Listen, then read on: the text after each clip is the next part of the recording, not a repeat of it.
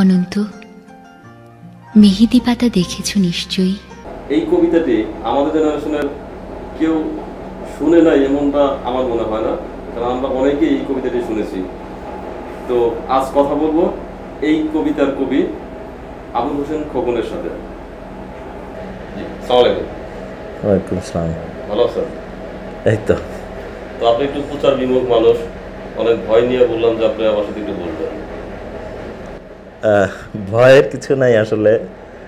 আর প্রচার বিমুখতা এটা আসলে কথায় কথায় সবাই বলে আমি প্রচার বিমুখ, কিন্তু আসলে ওই অর্থে প্রচারের জন্য যেই সিস্টেমগুলি দরকার সেই সিস্টেমগুলি আসলে আমার করায়ত্ত কখনো হয়নি, তো যার কারণেই প্রচার বিমুখ হয়ে গেছে অটোমেটিক্যালি।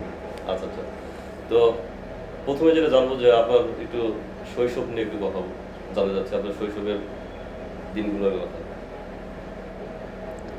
আমার শৈশব বলেন কৈশোর বলেন আসলে তেমন ওই বিশাল কোনো কিছু না। তারপর আছে না যে জন্ম বেড়ে ওঠা। আমার জন্ম বরিশালে, কিন্তু বেড়ে ওঠা পড়াশোনা সব কিছুই ঢাকাতে। আমি ঢাকাতেই সব কিছু আসলে। বরিশালে গিয়েছি খুবই কম, হাতে গোনা কয়েকবার। তো ওই আর কি নিম্ন মধ্যবিত্ত ঘরের সন্তান। বাবা ছিলেন চতুর্থ শ্রেণীর কর্মচারী, ওনাকে হয়তো 7 দিনে একবার দেখতাম। এই কারণে যে বাবা এতটাই পরিশ্রম করতেন যে উনি ছিলেন পানি উন্নয়ন বোর্ডে, ওখানে তিনি ওই দুপুর পর্যন্ত তার ছিল চাকরি। তারপরে উনি আবার সেই কাঁচপুরে একটা ইসে যেতেন, ওখানটা একটা ডকইয়ার্ড ছিল। হ্যাঁ হ্যাঁ, ওই ডকইয়ার্ডে কাজ করতে যেতেন আর কি, ওখানটায় সারা রাত কাজ করতেন। আবার সেই সকালবেলা ওখান থেকে ডিরেক্ট চলে যেতেন অফিসে। তো এই ছিলেন বাবা, অনেক সংগ্রামী মানুষ। বাবা এখন নেই, কিন্তু শৈশব বলেন, কৈশোর বলেন, যৌবন বলেন, এখন এই বয়স বলেন, আমার বাবাই আমার আদর্শ। মা তো একেবারেই মা, হ্যাঁ, অশিক্ষিত, মানে সেই বলার মতো কিছু নাই যে আমার মা এত পড়াশোনা করেছেন, এত কিছু করেছেন। আমার মা একেবারেই সাধারণ একজন মহিলা, ক অক্ষর গোমাংস যাকে বলে আর কি, কোনো লেখাপড়াই জানেন না, কিন্তু আমাদের বড় করেছেন ওই বাবার শেখানো যে নিয়ম নীতি, সেই নীতিতে। যেহেতু বাবা সব সময় কাছে থাকতেন না, ওই নীতিতেই আর কি বড় হয়েছি। তো একটা জিনিস মাথার মধ্যে বাবা ঢুকিয়ে দিয়েছেন যে তোমাকে মৃত্যুর পরেও বেঁচে থাকতে হবে, এবং মানুষ হিসেবে যতদিন বাঁচবা ততদিন সৎ থাকবা। তো এই জিনিসটা আসলে একেবারে গেঁথে গেছে মনের মধ্যে, ওইভাবেই পথ চলি, কখনোই অসৎ হওয়ার চেষ্টা করিনি, আর যে কয়দিন বাঁচি করবও না। আর মৃত্যুর পরে যে বেঁচে থাকাটা, এটা বাবা তখন আসলে তখন তো আসলে বুঝিনি। ছোটবেলা বলতেন উনি যে যাই করো খোকন, জীবনে যাই করবা, মৃত্যুর পরেও যেন তুমি বেঁচে থাকো। তা আমি তখন ভাবতাম যে মৃত্যুর পরে আবার মানুষ বেঁচে থাকে কিভাবে। তো তারপরে ধীরে ধীরে বুঝলাম, বাবা বিভিন্ন জায়গায় নিয়ে যেতেন, এই যে কবিতার কোনো ইয়ে থাকলে, আসর থাকলে, কাওয়ালির কোনো আসর থাকলে, তো এই সব জায়গায় যেতে যেতে আমি বুঝলাম, ও আচ্ছা, এই সব আমাকে চর্চা করতে হবে বা আমাকে তৈরি করতে হবে নিজেকে এইভাবে। আমার বাবা নিজেও চমৎকার আবৃত্তি করতেন। তো ওই জায়গা থেকে আসলে একটা জিনিস কাজ করেছে যে আসলেই তো এভাবেই তো মৃত্যুর পরেও বেঁচে থাকা যায়। এই তখন হচ্ছে গিয়ে মাথার মধ্যে একটা ইয়ে আসলো যে আমি আর্টিস্ট হব, অথবা আমি কবি হব, অথবা একজন সাংবাদিক হব, এরকম আর কি চিন্তাভাবনা থেকেই আজকে এই পর্যন্ত।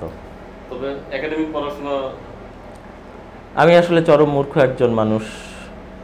ওই অর্থে আমি একাডেমিক সার্টিফিকেটে বিশ্বাসী না। আমার বাবাও কখনো বিশ্বাসী আমাকে করাননি। আমি যখন যা করতে চেয়েছি বাবা কখনো না করেননি, এবং উনি জানতেন যে আমার ছেলে কখনো খারাপ কিছু করবে না, মানুষ হওয়ার জন্য যা দরকার তাই সে করবে। এমনি চাকরি বাকরি করার জন্য যেই মানে ছোট্ট একটা সার্টিফিকেট দরকার সেইটুকু অর্জন করেছি, কিন্তু ওই যে বিশাল কিছু, হ্যাঁ, ওইগুলির প্রতি আমার কখনো মোহ ছিলও না, আর বাবা সেটা হতেও দেননি আসলে, যার কারণে ওই পড়াশোনার জায়গাটা ওইভাবে বলার মতন কিছু নেই। খোকন ভাইয়ের সাথে আমি একটু বলি। খোকন ভাই মানে আমার এই সহকর্মী হিসেবে অনেকদিন কাজ করেছেন আমার সাথে। তো আমি যেটা ওনার ভিতরে দেখেছি যে আসলে মানে আমার মনের অবজারভেশন ওনার প্রতি, যে সততা মানুষকে অনেক সময় পিছিয়ে দেয়। মানে সততার কারণে হয়তো সে মনের দিক থেকে অনেক বড় এবং মনের ওই জায়গাটাতে সে আছেন, কিন্তু কিছু কিছু সময় সততা মানুষকে কিন্তু পিছিয়ে রাখে। আসলে এই পিছিয়ে রাখা নেগেটিভ অর্থে না, আসলে সততাই মানুষের সবচেয়ে বড় মূলধন হওয়া উচিত। যেটা খোকন ভাইয়ের কাছ থেকে আমি অনেকদিন যাবৎ দেখে আসছি, আসলে উনি ওনার নীতি আদর্শের জায়গায় এক বিন্দু ছাড়বেন না, এবং কোনো অসৎ কেউ কিছু করুক সেটা ওনার সামনে উনি ঘটতে দেন না, এটা আমি অনেকবার দেখেছি।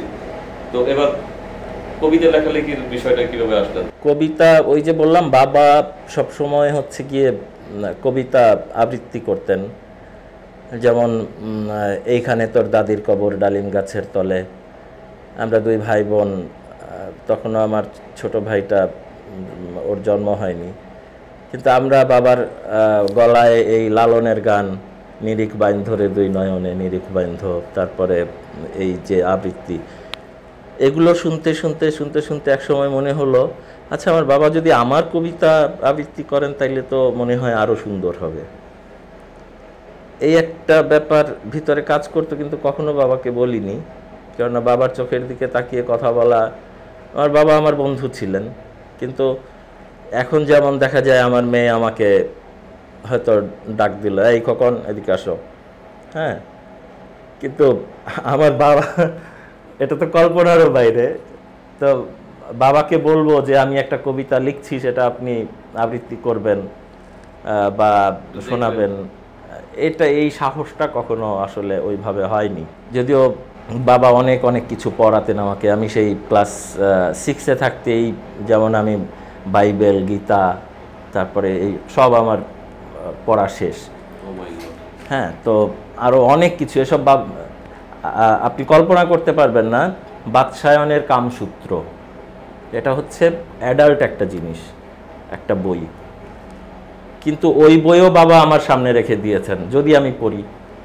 হ্যাঁ, বলেননি পড়ার জন্য, কিন্তু সামনে রেখে দিয়েছেন। অন্য কোনো বাবা কিন্তু এভাবে সামনে রাখবে না এইসব বই, কিন্তু আমার বাবা এতটাই, মানে আমি বলবো যে এতটাই মানে বিশাল মনের মানুষ ছিলেন যে ছেলে যা খুশি তাই পড়ুক, এবং সেই জায়গা থেকে হচ্ছে গিয়ে আমি রাস্তায় যদি ঠোঙা পেতাম সেই ঠোঙাও কুড়িয়ে পড়তাম, এরকম একটা অবস্থা হয়ে গিয়েছিল। তো কবিতা লেখার শুরু আসলে ওইভাবে মানে কবে সেটা ঠিক এখন বলতে পারবো না।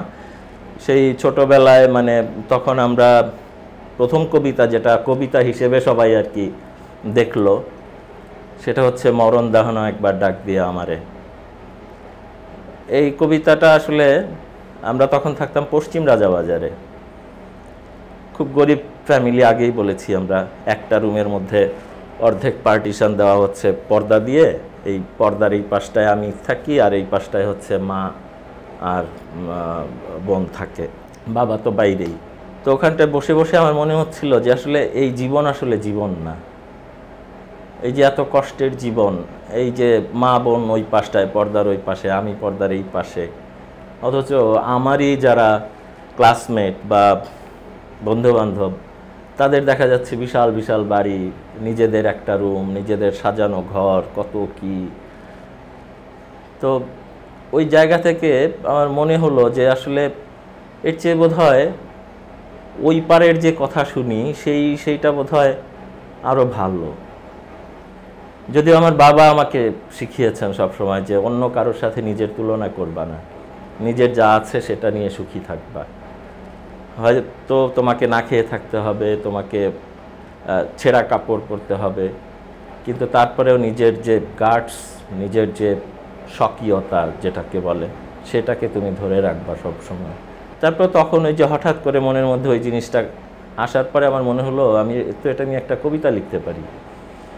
যেহেতু আমি মানে মৃত্যুটা মানে ওইভাবে কাম্য না, মৃত্যু ওই বয়সে আসলে কাম্য হওয়ার কথাও না, কিন্তু যেটা হয় যে আমাদের বাঙালি যারা কবি ম্যাক্সিমামেরই দেখা যায় যে ছোটোবেলায় হয়তো প্রেম বা এইসব ইয়ে নিয়ে লেখালেখি করে, তারপরে যখন ধীরে ধীরে বয়স বাড়তে থাকে তখন পরিণত হয়, তখন মৃত্যু জাতীয় বা এই জাতীয় ইয়ে লেখে।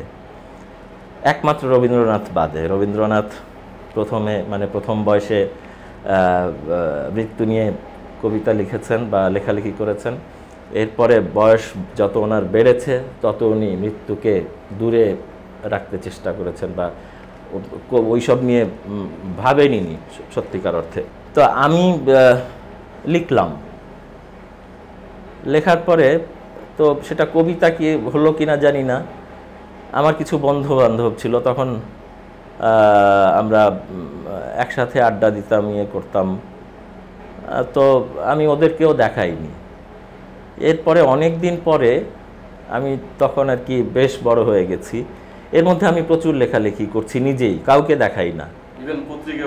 না, পত্রিকায় তো আমি কোনোদিনই আমার লেখা দেইনি, এবং আজ পর্যন্ত কোনো পত্রিকায় আমার লেখা ছাপাও হয়নি। এটা আমার কি জন্য হয়নি, এটা একটু আগেই বলেছি যে আসলে প্রচার বিমুখতা যদি বলেন তাহলে পরে এটাও একটা ব্যাপার যে আসলে কেউ আমার কাছে কখনো চাইনি যে আপনার একটা কবিতা দেন, আর আমি নিজে থেকে গিয়ে একজনকে কবিতা দেব, ভাই এটা আমার কবিতাটা ছাপেন, এটা আসলে আমার দ্বারা সম্ভব না। যার কারণেই হয়তো বা কেউ জানে না কোনো কিছু। তো বড় হওয়ার পরে আমার এক বন্ধু আছে, সে এখন আমেরিকায় থাকে, খুব চমৎকার অভিনয় করতো, গোলাম সারোয়ার হারুন। আমি তার কাছে প্রচণ্ড রকম কৃতজ্ঞ। ওর বাসায় আমি আড্ডা মারতাম, মানে ম্যাক্সিমাম টাইম দেখা যেত ওর বাসায় থাকা হতো। তো ওখানে বসে আমি লিখতাম, লিখতে লিখতে লিখতে লিখতে লিখতাম আর ফেলে দিতাম। ও হয়তো বাইরে গেছে, আমি হয়তো লিখছি, লিখে তারপরে আবার ভাঁজ করে ফেলে দিতাম। এ কী করতো, বাসায় ফিরে এসে ওই কাগজগুলো মানে টোকাতো, তারপরে নিজের কাছে রেখে দিত। এগুলো করতে আমি জানি না। একদিন আমাকে দেখালো মানে কি, সেটাও আবার আরেকটা ঘটনা। সেদিকে কি যাব? হ্যাঁ, অবশ্যই। আচ্ছা, সেটা হচ্ছে তখন টিএসসিতে আমি রিহার্সেল করি মঞ্চনাটকটা আমি সেই 1983 সাল থেকে করি, নাটকের সাথে এবং আবৃত্তির সাথে জড়িত।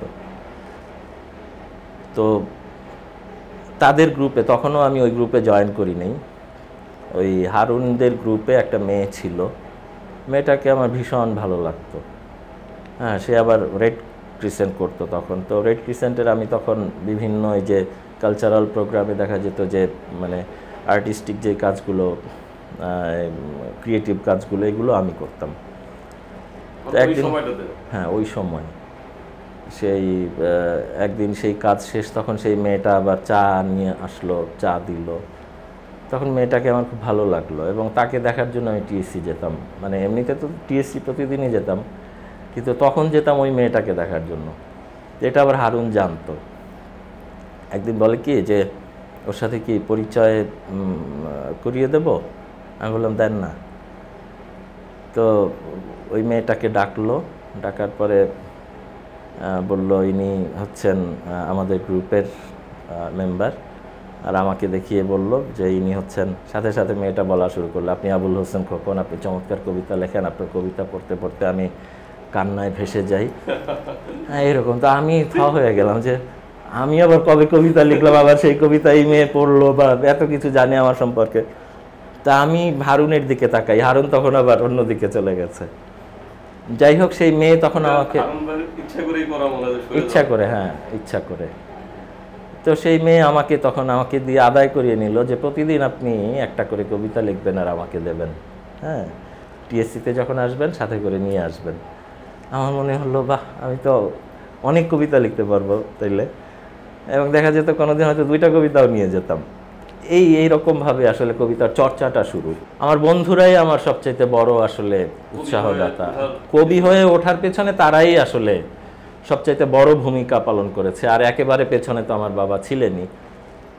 আর এই বন্ধুরা দেখা যেত যে যেটা আমার কাছে কোনো কবিতাই মনে হতো না, সেইটা তারা এমনভাবে পাঠ করছেন বা আবৃত্তি করছেন। সেখানটায় মাহবুব রিয়াজও ছিল, গান গায় মাহবুব রিয়াজ, তারপরে এই গোলাম সরোয়ার হারুন, এখন যে দোদুল, মানে গোলাম সোহরাব দোদুল না, গোলাম ওই যে আমজাদ ভাইয়ের ছেলে যেটা আর কি, না আমজাদ ভাইয়ের ছেলে, হ্যাঁ, এই দোদুল থাকতো, দোদুলের ছোটটা ছিল কল্লোল, কল্লোল থাকতো, তো হারুনের বোন থাকতো। সবাই না এত এত এনজয় করতো আমার কবিতাকে, এবং তখন মনে হতো যে আসলে বোধহয় আমি পারি, হ্যাঁ, হয় বোধহয় কিছুটা। তো একদিন সেই আসরে আমি কি করলাম, আমি এটা ইচ্ছা করেই ও শোনাবো আবার একবার আয়না দেখি কেমন পারিস, এই কবিতাটা আগের দিন রাতে আমি লিখলাম, লিখে তারপরে ওই আসরে আর কি শোনালাম ওদের। সবাই না কেমন একেবারে চুপ হয়ে গেল অনেকক্ষণ, কোনো কথা নাই, কিচ্ছু নাই। এবং তখন মনে হলো যে আসলে হয় বোধহয় কবিতা।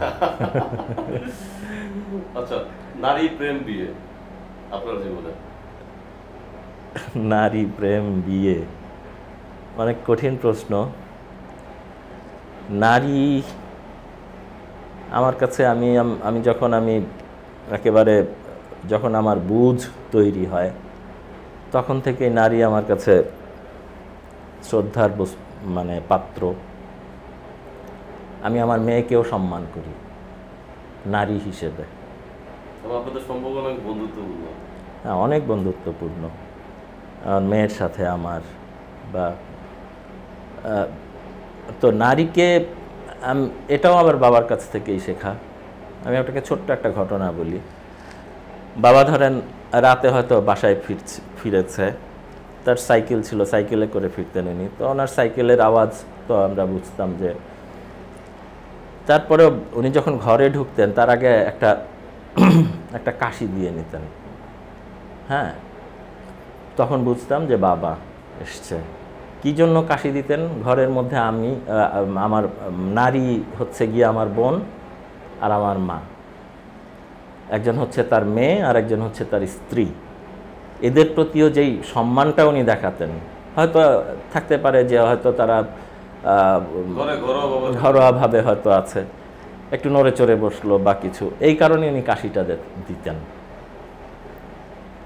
ওই তখন থেকে আমার মনে হতো যে নারী আসলে সম্মানের পাত্র। সে আমার বোন হোক, সে আমার মেয়ে হোক, সে আমার মা হোক, সে যেই হোক পৃথিবীর, নারীকে আগে সম্মান দেওয়া শিখতে হবে।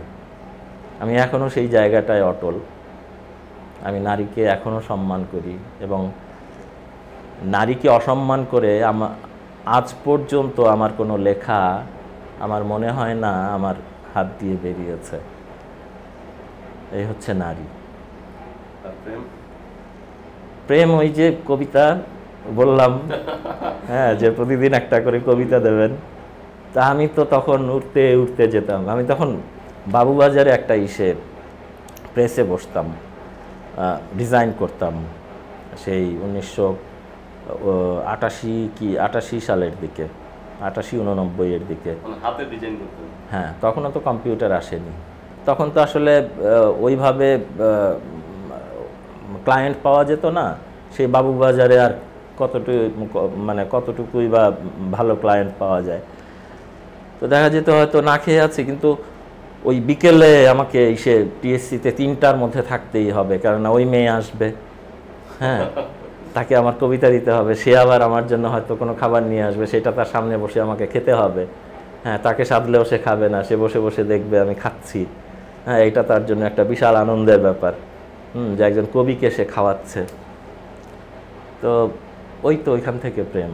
আর বিয়ে কি ওনাকেই বিয়ে। কত বছর পর? মানে কতদিন পর বিয়েটা? বিয়ে হচ্ছে 94-এ, 94-এ সম্ভবত। তো দীর্ঘদিনের প্রেম? ঠিক ওইভাবে না, মাঝখানে আবার বিরহও ছিল, অনেক কিছু ছিল আসলে। কিন্তু ডিউরেশনটা অনেক। হ্যাঁ, ওই হিসাবে ডিউরেশন, মেলা ডিউরেশন, কিন্তু এই আর কি। তাহলে যে আপনার কবিতাগুলো যে পত্রিকায় ছাপা হয় নাই, বই তো বের হয়েছে। হ্যাঁ, বই বের হওয়ার পেছনেও একটা ইয়ে আছে, সেটা হচ্ছে যে আমার বড় বোন নুরুন নাহার, উনি থাকেন এখন মোরেলগঞ্জে।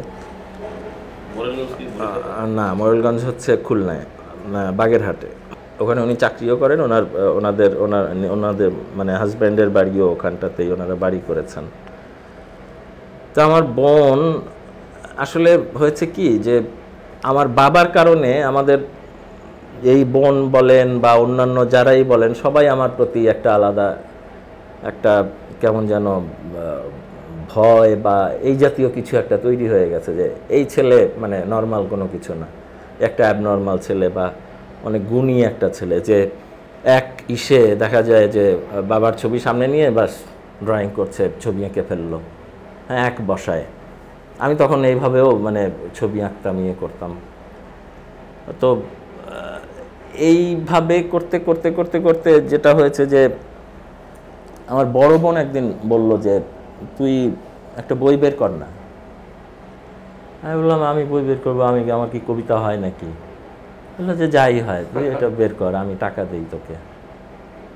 তা আমি তখন যেহেতু প্রেসের সাথেই যুক্ত ছিলাম, মানে গ্রাফিক ডিজাইনের সাথে, প্রেসের মানে বসতাম সেই আরামবাগে। হ্যাঁ, তো তখন আমার মনে হলো আচ্ছা ঠিক আছে, যে আমি তো জানি এটার কত টাকা খরচ বা কি, করে ফেলি। তো 1995-এ আর কি প্রথম কষ্টবিলাস বইটা বের হয়, এবং সেটা পরিবেশক ছিল হচ্ছে এই পাঠক সমাবেশ।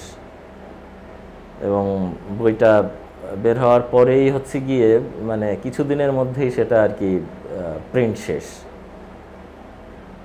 তো ওই তো আর কি প্রথম বই। মানে আপনার কবিতাগুলো তাহলে ধরেন অনেক কবিতাই কিন্তু আপনার কাছে আছে, তো যে কবিতাগুলো হয়তো আপনার না ছাপাইলে বা না পত্রিকায় আসলে, তো সাধারণ যারা পাঠক আছে তারা আপনাকে জানে, তারাও তো সব পাচ্ছে না। না, তা পাচ্ছে না, তা ঠিক। অনেক অনেক লেখা আমার মানে নষ্টও হয়ে গেছে। আমার এই কম্পিউটারে ছিল একটা ভাইরাসের কারণে টোটাল সব কিছু আর কি নষ্ট হয়ে গেছে। তো সেখানটায় আমার প্রচুর কবিতা ছিল। কম্পিউটার আপনার অনেক ক্ষতি করছে। আমরা তো জানি যে জীবনানন্দ দাশ এরকম অনেক কবিতা লিখে গেছেন, উনি মারা যাওয়ার পরে আবার টাঙ্কি থেকে খুঁজে বের করা। হ্যাঁ, এটা একটা মানে প্রযুক্তির একটা ভয়াবহ একটা অবদান বলবো আমি আমার ক্ষেত্রে, যে আমার অনেক কবিতা নাই।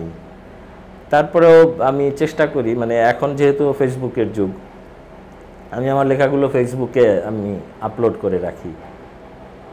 হয়তো মানে এক সময় না এক সময় তো পাওয়াই যাবে। ধরেন আমার আইডিটা হয়তো বন্ধ হয়ে গেল বা কিছু একটা হলো, কিন্তু সবাই তো দেখলো বা জানলো, যারা আমার ভক্ত তাদের সংগ্রহে থাকলো, তো সেখান থেকে আমার মৃত্যুর পরে হোক বা আগে হোক ওখান থেকে। তো আমরা চাই যে আপনারা যতদিন জীবিত আছেন বা যতদিন আল্লাহ আপনাকে পৃথিবীতে রাখবে, এর মধ্যেই আমরা চাচ্ছি যে এইটার একটা সংগ্রহশালা না, একটা আর্কাইভ থাকুক, যে না এগুলো আপনার লেখা। সেটা হয়তো রাষ্ট্র করবে না, কোনো ব্যক্তি করবে না, এটা দায়িত্ব আপনাকে নিতে হবে। কারণ হচ্ছে আপনি যেহেতু প্রচার বিমুখ, বা আপনি চান না যে আপনার কবিতা নিয়ে গিয়ে আরেকজনকে বলবেন যে একটু ছাপান, সেই মানসিকতা মানুষ আপনার নাম। সেটাই আসলে। তো আর্কাইভ, আমি এখনো আর্কাইভের যোগ্য না আসলে ওইভাবে। আমি বলবো না যে আমার যে লেখা আর্কাইভ হিসাবে থাকুক বা ইয়ে হোক। আমার কাছে যা আছে তাই আছে, মৃত্যুর পরে যা পাওয়া যাবে তাই পাওয়া যাবে, আর মৃত্যুর আগে যে ফেসবুকে আপনারা যা পান তাই পাবেন। আর যদি কেউ কবি মানে অনেকেই চাচ্ছে যে সামনের বছর আমার বই বের করবে, ইয়ে করবে, তো তারা যদি এরকম অনেকেই আমাকে বলেছে সেই বহু আগের থেকে, কিন্তু তারপরে খবর থাকে না। আমি এগুলোকে ওই এক কান দিয়ে শুনি আর এক কান দিয়ে বের করে দেই। আমি জানি যে তারা ওই মেলার আগে বা বই মানে পাণ্ডুলিপি যখন দেওয়ার সময় হবে তখন আর তারা আমাকে চিনবে না বা আমার কথা ভুলে যাবে। আমি কখনোই তাদেরকে ফোন করে বলবো না যে আপনি না বলছিলেন যে আমার বই করবেন, এটা আমি কখনোই বলবো না। আপনাকেই মনে রাখতে হবে, যেহেতু আপনি আমাকে কথা দিয়েছেন, আপনি আমাকে বলেছেন। এরকম অনেকেই বলেছে, আমি কখনোই তাদেরকে দ্বিতীয়বার ফোন দিয়ে বলিনি যে আপনি বলেছিলেন যে আমার বই করবেন আপনি। তো তাদের পেছনে ঘুরতে পারবো না বা এরকম কোনো কিছুই করতে পারবো না। যা আছে আমার কাছে তাই আছে, ও থাকলে থাকলো, না থাকলে নাই। হ্যাঁ, কিন্তু ওই যে মরার পরে জীবিত থাকা, ওটাও একটা আসলে কি বলবো আমি, ওটা আপেক্ষিক একটা ব্যাপার, এক একজনের কাছে এক এক রকম। মরার পরে আমি কি হবে, কেউ আমাকে মনে রাখলো কি রাখলো না, তাতে আমার কি আসবে যাবে। আমি আজকে আমাকে কে মনে রাখলো না সেটাই আমার অনেক কিছু এসে যায়। আপনি এই যে ফোন করে আমাকে বললেন যে আপনি তো বসবেন না আমার সাথে, আমি কিন্তু সাথে সাথে বলেছি কেন বসবো না, বলেছি না? হ্যাঁ, আপনি কিন্তু এসছেন এবং সেই কথাবার্তাও বলছি এখন এই আমার এই ভাঙা ঘরে।